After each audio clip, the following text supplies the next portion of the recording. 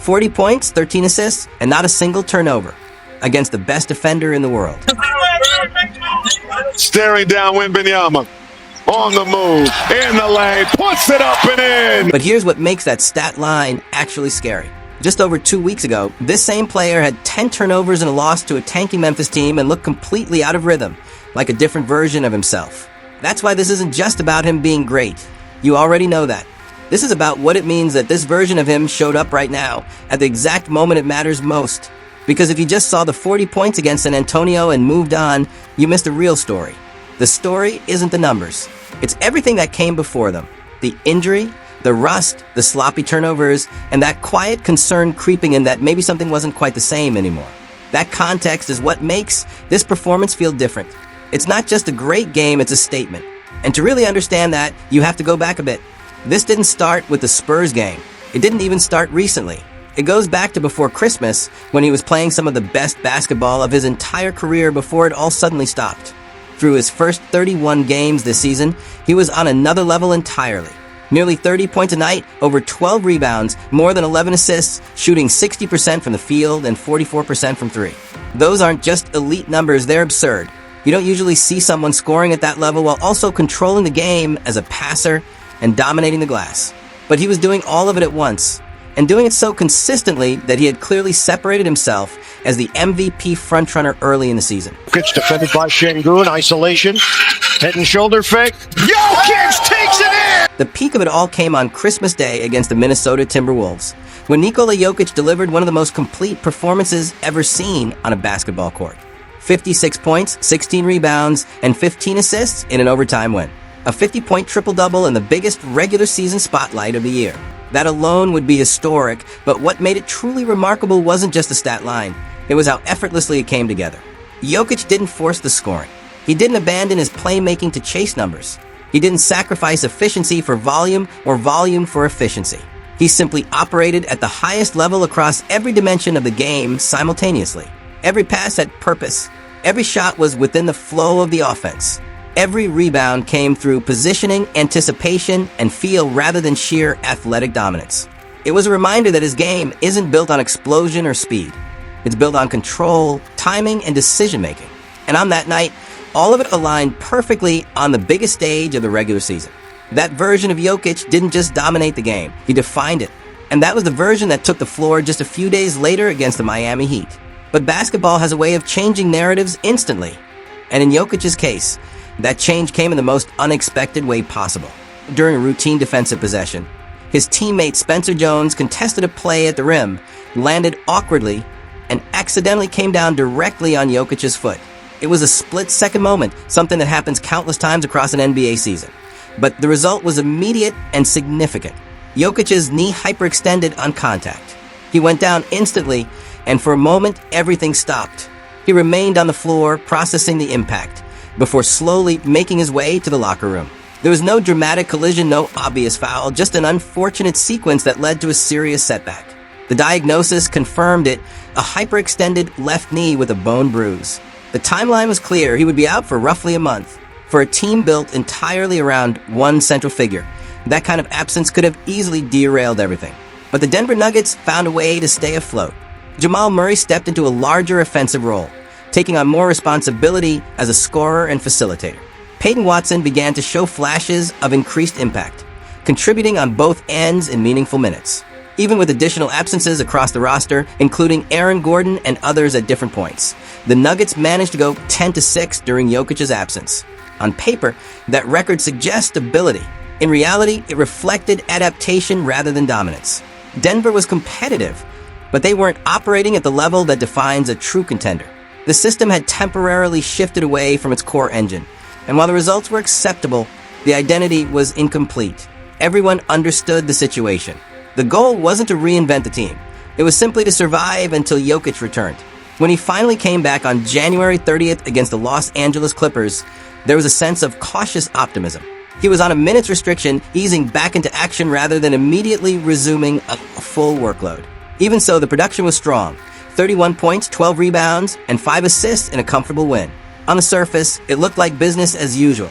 Jokic was back, the offense was flowing, and the Nuggets appeared ready to resume their season without disruption. But appearances can be misleading. The first game created a sense of reassurance, but over time, subtle differences began to emerge. February wasn't disastrous, but it wasn't stable either.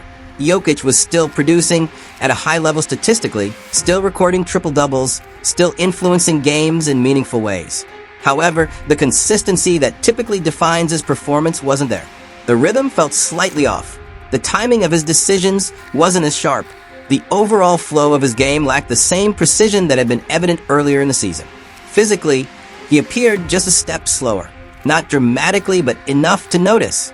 His footwork in the post wasn't as crisp. His ability to get to his preferred spots on the floor required more effort. And while those differences may seem minor, the highest level of basketball, small margins can significantly affect outcomes. One of the most noticeable changes came in his shooting. The floater, one of his most reliable scoring tools, began to miss more frequently than usual. Shots that would normally drop cleanly started hitting the rim and bouncing out. His efficiency inside the arc declined compared to his pre-injury form. Even from beyond the arc, where he had previously been shooting at an elite rate near 44%. His numbers dipped significantly.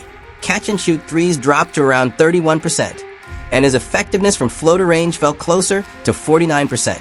These aren't catastrophic numbers, but for a player operating at Jokic's level, they represent a noticeable regression. Still, shooting fluctuations are common, especially after returning from injury. What stood out more than anything else was something less forgiving: turnovers. Over a stretch of games in late February and March, Jokic's turnover rate climbed to nearly 5 per game. For most players, that might not be alarming. For Jokic, it was completely out of character. His game is built on elite decision-making. He processes defenses faster than they can react, consistently making the right read under pressure. He rarely gives possessions away unnecessarily. But during this stretch, the mistakes began to accumulate. There were games like the one against Cleveland, where he committed 7 turnovers, including a critical error late in a close loss. There was the Memphis game, where he tied his career high with 10 turnovers in a game Denver had every reason to win. These weren't isolated incidents. They reflected a pattern. Across his first 23 games back, the Nuggets went 11-12. They weren't collapsing, but they weren't controlling games either. Late leads slipped away. Offensive execution became inconsistent. Defensive communication lacked cohesion. The team looked out of sync in ways that hadn't been present earlier in the season. Part of the issue was physical conditioning. Returning from a knee injury affects more than just mobility. It impacts timing, balance, and endurance. Jokic wasn't operating at full capacity, and that affected his ability to consistently execute at his usual pace. At the same time, opposing teams began to adjust. Defenses started deploying smaller, quicker forwards against him when he brought the ball up the court.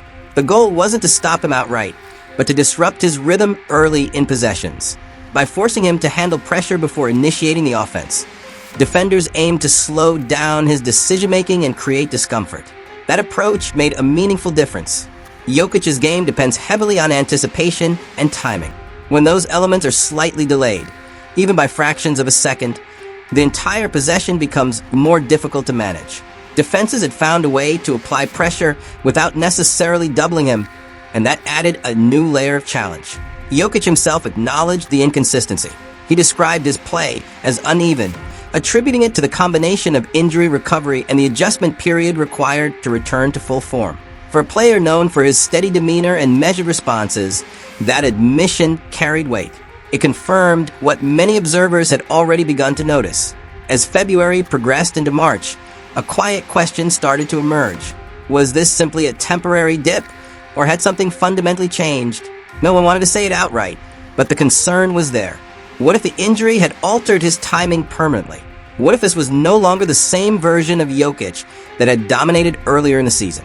Then came the final week of March, and with it, a shift that changed the entire narrative. Over the course of 3 games in 5 days, Jokic began to look like himself again. He described feeling physically right for the first time since the injury, and the improvement was immediately visible on the court. His movements were sharper. His reads were quicker. The hesitation that had crept into his game disappeared.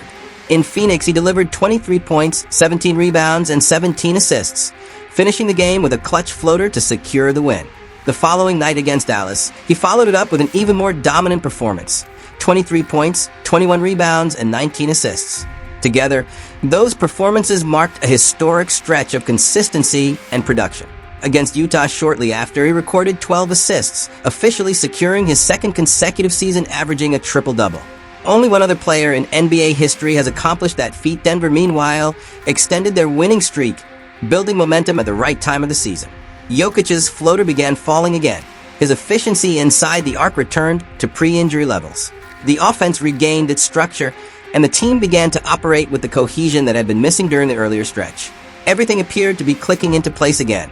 And then came the true test. A matchup against the San Antonio Spurs featuring Victor Wembanyama, one of the most unique defensive talents in the league. The game presented a challenge unlike any Jokic had faced during his return from injury. Wembanyama's combination of size, length, mobility, and defensive instincts made him capable of contesting shots at the rim, switching onto perimeter players and disrupting passing lanes all at once. The expectation was that this would be the ultimate examination of Jokic's current form. For much of the game, the Spurs executed their defensive game plan effectively.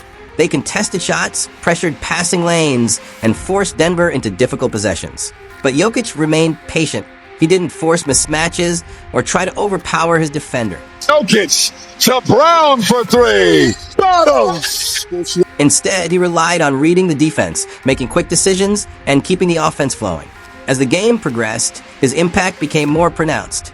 His ability to draw attention opened opportunities for teammates. Players like Christian Braun and Cam Johnson stepped up, hitting key shots as the defense shifted toward Jokic. In the final moments of regulation, Jokic's composure stood out. With Denver trailing, he converted clutch free throws, contributed to a crucial defensive stop, and helped orchestrate a game-tying sequence that sent the contest into overtime. In overtime, he took over completely. He scored efficiently, controlled possessions, and made decisive plays on both ends of the floor. His signature moves were on full display, including a mid-range jumper over Wembanyama and a precise floater that ultimately sealed the game. The final stat line told the full story: 40 points, 13 assists, and 0 turnovers. That last number is what defines the performance. Running the offense for 44 minutes against one of the league's best defensive players and one of its most structured defensive teams, Jokic didn't commit a single mistake. Every possession was calculated. Every decision was correct. There were no wasted opportunities, no unnecessary risks, no breakdowns. It was the clearest possible answer to the questions that had lingered for months. Jokic hadn't lost anything. The injury hadn't diminished his ceiling. The inconsistency earlier in the year wasn't a decline, it was a phase. And now, heading into the playoffs, he looks like himself again. Fully healthy, fully in rhythm, fully in control. For the rest of the league, that's the problem.